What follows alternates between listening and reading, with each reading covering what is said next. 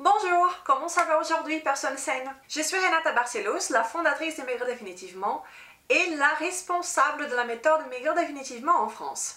Et aujourd'hui, je vais vous parler d'un sujet qui vous intéresse sûrement. Et ce sujet, c'est la faim.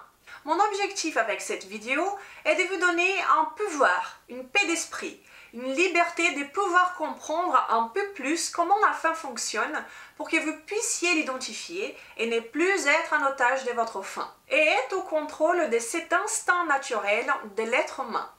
Vous pourrez aussi atteindre vos objectifs de perte de poids, santé et bonne forme physique. Pour commencer, je dois préciser que nous avons la faim en deux catégories. 1. Faim émotionnelle ou psychologique. Et 2. Faim physiologique, qui c'est la vraie faim. Allons voir maintenant la différence entre ces deux faims, car je pense que vous allez trouver ça intéressant. Commençons d'abord par la faim psychologique, la faim émotionnelle. Une grande vérité est que nous, les êtres humains, sommes des êtres conditionnables. Un bon exemple pour élucider cela est celui du physiologiste Ivan Pavlov, qui est un Russe du début du XXe siècle.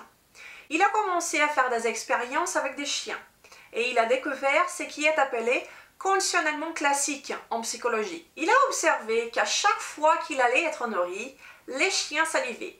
Seulement de voir la personne qui les nourrissait le faisait saliver. Donc il a observé qu'il était possible de déclencher une réaction involontaire dans ces chiens qui était la salive, car la nourriture fait les chiens saliver.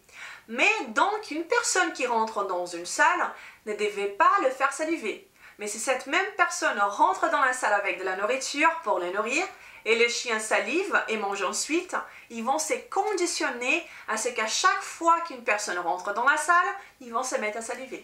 Après avoir observé cela, il a continué à expérimenter d'autres choses pour conditionner ses chiens.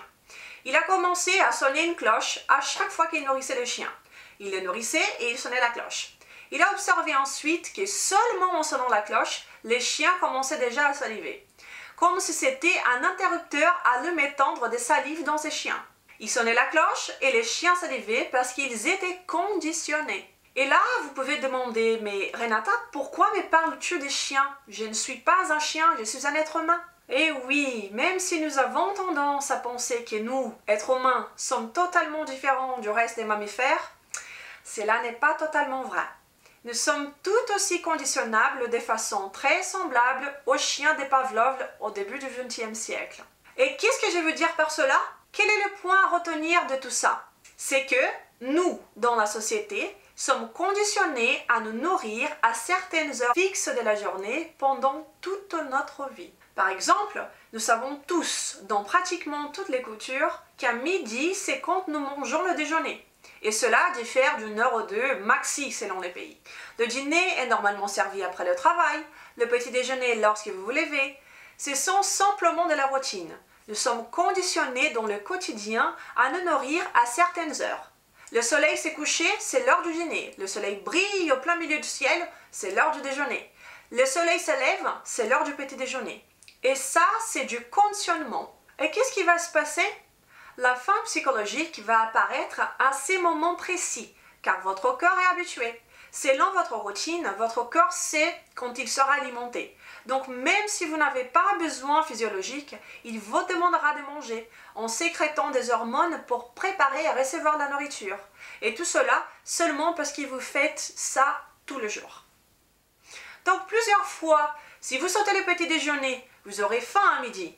Vous aurez faim si vous êtes habitué à manger un petit déjeuner. Mais cela sera plus à cause de votre conditionnement que par la faim physiologique.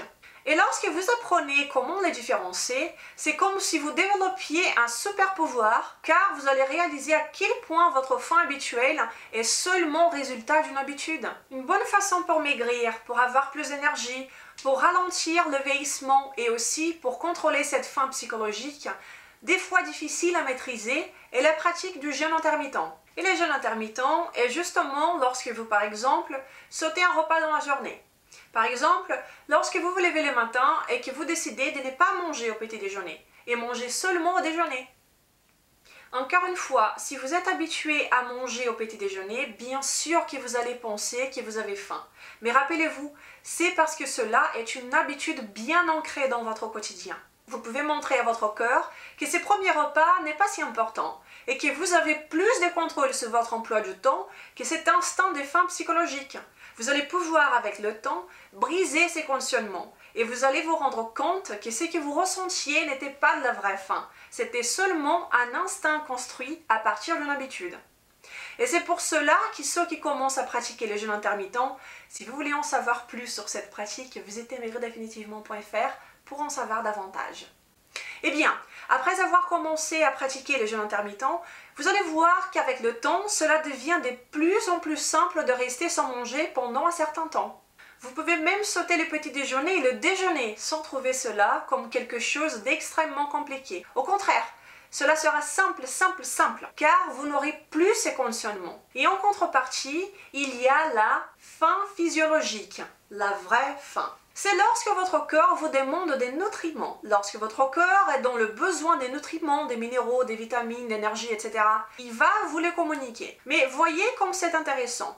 La faim physiologique ne devrait pas laisser personne énervé et sans patience comme arrive à beaucoup. Il y a ceux qui disent devenir énervés lorsqu'ils ont faim.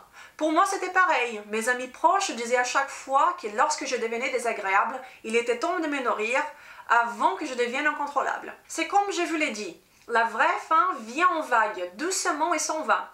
Vous voyez bien que lorsque vous êtes occupé, quand vous êtes au travail, et que vous êtes en réunion, que vous avez des choses absolument à finir, et c'est l'heure de manger mais vous ne pouvez pas, la faim va passer, et cela est ok. C'est comme si votre cœur vous disait « Renata, j'ai besoin de quelques nutriments et de l'énergie. » Et moi, je lui dis que je n'ai pas le temps. J'ai des choses à finir. Et lui, il me répond « Bah ok, je vais aller chercher de l'énergie dont j'ai besoin dans ce qui est stocké, car je peux y trouver suffisamment d'énergie pour me nourrir pendant un moment assez long. » Et c'est exactement pour cela que la faim passe, parce que votre cœur va aller chercher de l'énergie que vous avez déjà ingérée. Lorsqu'il comprend qu'il n'aura pas de nouvelles sources d'énergie, il ira chercher dans les graisses corporelles que vous avez stockées, qui, rappelons-nous encore une fois, ils sont précisément pour cette raison, pour vous alimenter lorsque vous ne mangez pas. Et la faim qui vous laisse énervé avec du mal de tête, ce n'est pas naturel. Ce n'est pas comme ça que la vraie faim devrait se présenter. Cela se passera ainsi lorsque vous avez une alimentation basée sur la consommation des substances comestibles. Car votre cœur est aussi conditionné à sécréter beaucoup d'insuline. Votre glycémie sera comme une montagne russe et cela va vous faire devenir plus nerveux, en ressentant une faim qui sera très difficile à contrôler. Donc, comme je dis à chaque fois, la première chose à faire, ayez une alimentation basée sur la consommation des vrais aliments. Et je parle de cela pratiquement dans chaque vidéo. Avoir une alimentation saine, basée sur la consommation des vrais aliments et limitée en substances comestibles, les aliments raffinés, transformés, pleins de sucre, etc., vous aidera à contrôler vos capteurs de l'appétit et de la faim. Vos hormones commencent à fonctionner de façon correcte. Et vous allez aussi commencer à nouveau à expérimenter la faim physiologique, naturelle, qui sont comme des vagues douces. Vous serez au contrôle de vos horaires ainsi que de votre stabilité mentale. D'ailleurs, la méthode Maigrir définitivement, qui est basée sur une alimentation saine, bien entendu, je conseille fortement la pratique du jeûne intermittent. Et ceux qui participent disent souvent qu'ils peuvent sauter des repas sans ressentir de la faim, et cela en s'alimentant bien, sans compter les calories, en mangeant jusqu'à en être rassasiés, tout en obtenant leur objectif de bonne forme physique et en pouvant maintenir le poids stable sans problème. Si vous voulez en savoir plus, je vous invite à aller voir sur maigridéfinitivement.fr. C'est très important que vous sachiez identifier si ce que vous ressentez est une habitude ou une faim émotionnelle ou psychologique parce que vous traversez un moment difficile dans votre vie, car cela peut vous faire tomber vers la nourriture de mauvaise qualité. N'oublions pas, lorsque nous mangeons du sucre, les aliments qui se transforment en sucre lorsqu'ils sont métabolisés, cela est aussi puissant qu'une drogue qui active l'endorphine dans notre cerveau.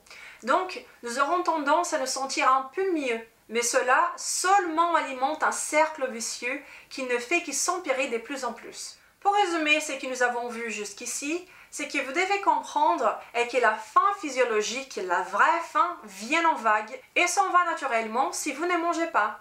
et que la faim psychologique et émotionnelle se présente par habitude et qu'elle vient accompagnée par un énervement, une faiblesse. La prochaine fois que vous ressentirez de la faim ou que vous pensez avoir faim, observez bien et essayez de la décoder pour savoir s'il s'agit de la vraie faim ou de la faim psychologique. Et voilà, c'est ça que j'avais à vous dire aujourd'hui.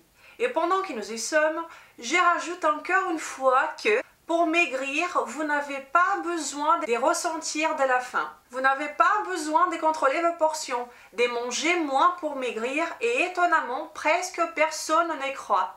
Mais oui, cela est possible lorsque vous régulez votre système hormonal. Donc encore une dernière fois, d'un côté nous avons la faim physiologique, de l'autre côté la faim psychologique.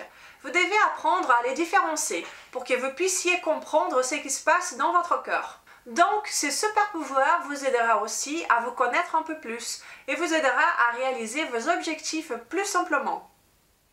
J'espère que cette vidéo vous a été utile et que ces informations vous aideront à aller de l'avant. Si vous l'avez appréciée, n'hésitez pas à la partager et abonnez-vous à ma chaîne pour que vous soyez prévenus lorsqu'une nouvelle vidéo sera disponible. Je vous souhaite une excellente journée et je vous dis à bientôt. Au revoir.